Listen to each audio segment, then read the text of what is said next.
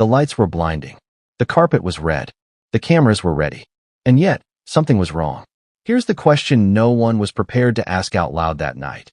How do two of the most talked about people on the planet walk into one of Hollywood's most elite events and get booed? But before we continue, please subscribe and turn on the notification bell for updates. Not whispers.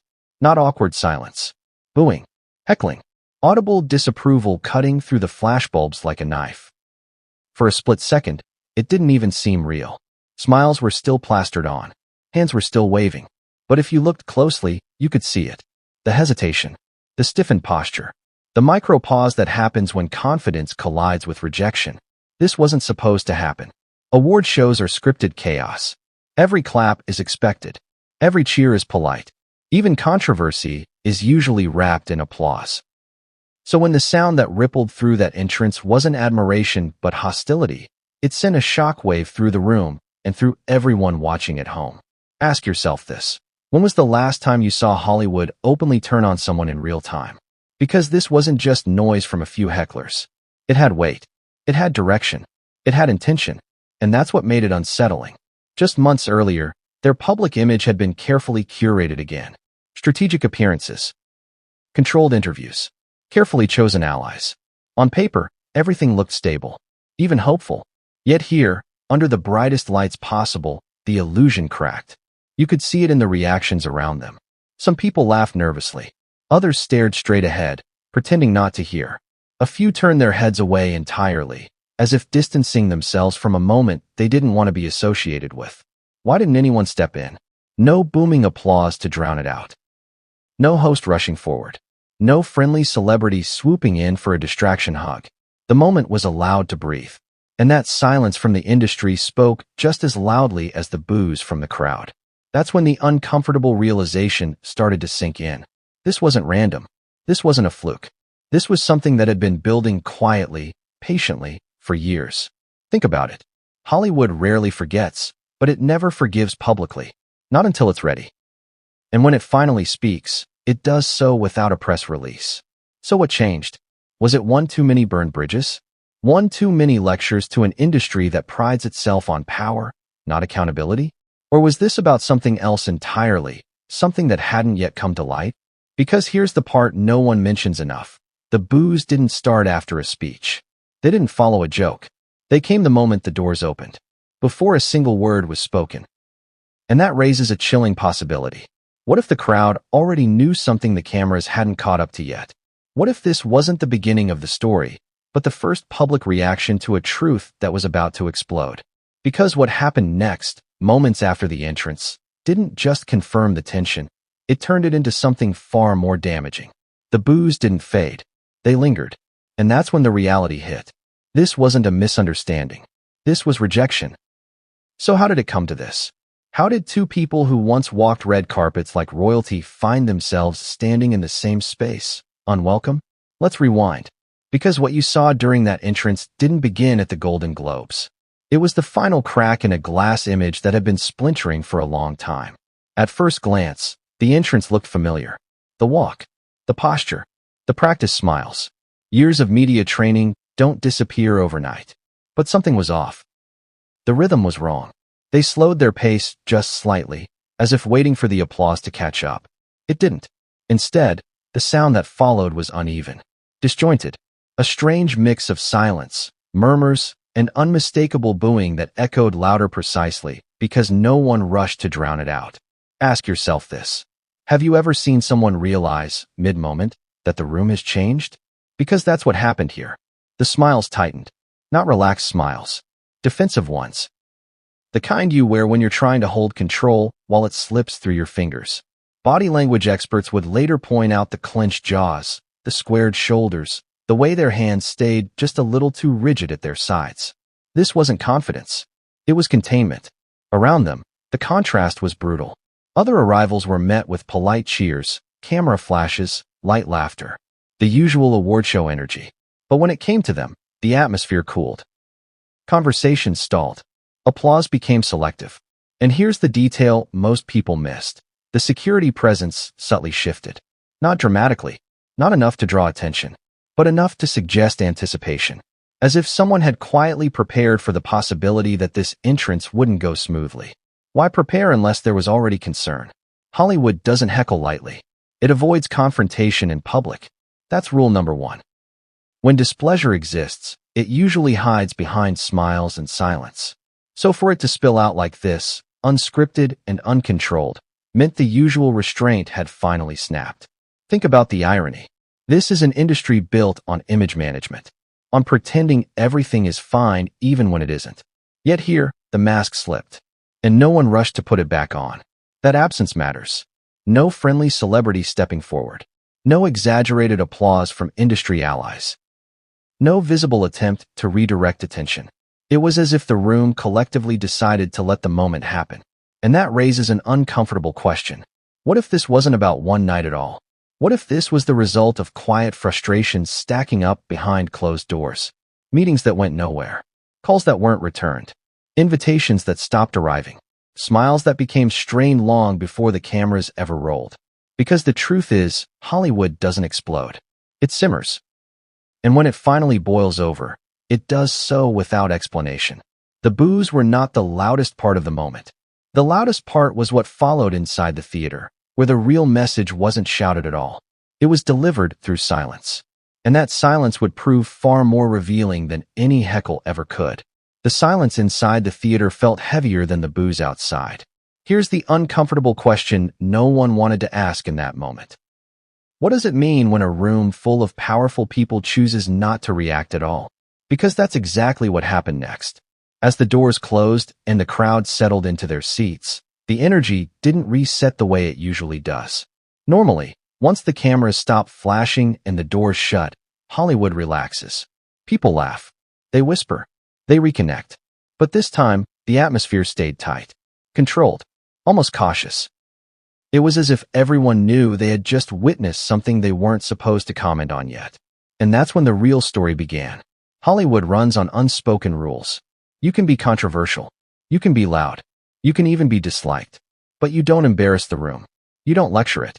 And you certainly don't position yourself above it while still asking for its approval. So ask yourself this. How many times can those rules be bent before they break? Because long before the Golden Globes, there were signs. Invitations that arrived later than expected. Panels that quietly removed names. Projects announced with excitement, then stalled without explanation. None of it made headlines. None of it sparked outrage. But together, they formed a pattern that insiders noticed even if the public didn't. Hollywood doesn't blacklist loudly. It does it politely. Smiles at parties. Vague promises. We'll circle back. And then nothing. The contradiction is brutal. This is an industry that celebrates rebellion on screen, but punishes it in real life. Speak your truth, but only when it aligns with the room. Challenge power, but not the people who control the invitations. And somewhere along the way, that balance was lost. What made the Golden Globes different was timing. This wasn't a charity gala. This wasn't a controlled interview. This was a room filled with decision-makers, producers, executives, and peers. All watching the same moment unfold together in real time. No edits. No spin. When applause failed to arrive, it wasn't accidental. It was collective restraint. And restraint is a message. Look around that room in your mind. Imagine being seated just rows away. Do you clap out of obligation? Or do you stay still, letting the moment pass without lending it legitimacy? Many chose the second option. That choice mattered. Because silence, in Hollywood, is often more damning than criticism. Criticism invites debate. Silence ends it. And here's where the tension deepened. Because after the entrance, after the murmurs, after the awkward settling into seats, something else happened. Something small, easy to miss, but devastating in its implication. A familiar pattern didn't repeat. There was no whispered defense. No behind-the-scenes reassurance filtering out through friendly media voices. No immediate reframing of the narrative. Just nothing. And when an industry that thrives on storytelling suddenly stops telling one on your behalf, it's worth asking why. Because what followed in the hours after the ceremony would make it clear, the boos weren't the headline. The absence of support was. And that absence was about to echo far beyond that theater. By the time the ceremony ended, something far more unsettling than heckling had taken shape. Nothing happened. No dramatic walkout. No fiery statements. No wave of celebrity defenders rushing to soften the blow. The night ended the way it always does. After parties, champagne, congratulatory hugs. Except this time, one absence was impossible to ignore. The absence of damage control. Here's the question that should make you pause. When was the last time a public controversy this visible wasn't immediately wrapped in explanation? Within minutes of most award show incidents, narratives are born. Sources speak. Friends clarify. Representatives contextualize. But this time, the machine hesitated. And hesitation, in a media ecosystem built on speed, is never accidental. Headlines appeared quickly, but they were careful. Vague language. Soft framing. Words like mixed reaction, unexpected moment, divided crowd. Notice what was missing? No strong rebuttals. No emotional appeals. No insiders rushing to insist the reaction was unfair. Why? Because sometimes, the truth isn't denied, it's avoided. And the footage didn't help. Clips circulated online faster than any press team could respond. The pauses, the looks, the way other celebrities kept their distance. You could slow it down frame by frame and still feel the discomfort seep through the screen. Ask yourself this. If the reaction was truly meaningless, why did it unsettle so many people? The next morning, the silence continued. No heartfelt posts from peers. No public messages of solidarity. Even longtime allies stayed conspicuously quiet. In Hollywood, loyalty is often loud when it's convenient. When it disappears, it usually means something deeper is shifting. This is where the story stops being about one night and starts being about consequences. Because rejection doesn't always come with confrontation. Sometimes it comes with closed doors, missed calls, opportunities that quietly evaporate. And for people whose power is built on relevance, that kind of rejection is far more dangerous than a headline. Think about the contradiction. For years, visibility was currency. Attention meant influence. But suddenly, attention turned cold. And cold attention doesn't build careers, it freezes them. What made this moment different from past controversies was the lack of recovery arc. No immediate comeback narrative. No sympathetic pivot. Just a vacuum where reassurance should have been. And vacuums don't stay empty for long. Behind the scenes, conversations were happening without them. Decisions were being made in rooms they weren't invited into. And once that starts, it's almost impossible to reverse. Here's the uncomfortable reality. Fame isn't about being loved. It's about being tolerated by the people who control access. And that tolerance appeared to fracture that night. The boos were public. The silence was private. But together, they formed a message that couldn't be ignored. This wasn't outrage. It was withdrawal. And withdrawal is permanent. Because what came next, in the days after the Golden Globes, would reveal whether this moment was a warning or a final verdict. And no one watching that red carpet could have predicted how quickly the fallout would begin. The boos were never the point. That's the part most people miss. The real story of that night wasn't the sound that echoed across the red carpet. It was what followed after the cameras shut off. The recalibration. The quiet reassessment. The moment an entire industry seemed to pause and ask itself a question it had been avoiding for years. What do we do now? Because public rejection only stings for a moment. What lingers is what comes after. The shift in energy. The subtle distancing.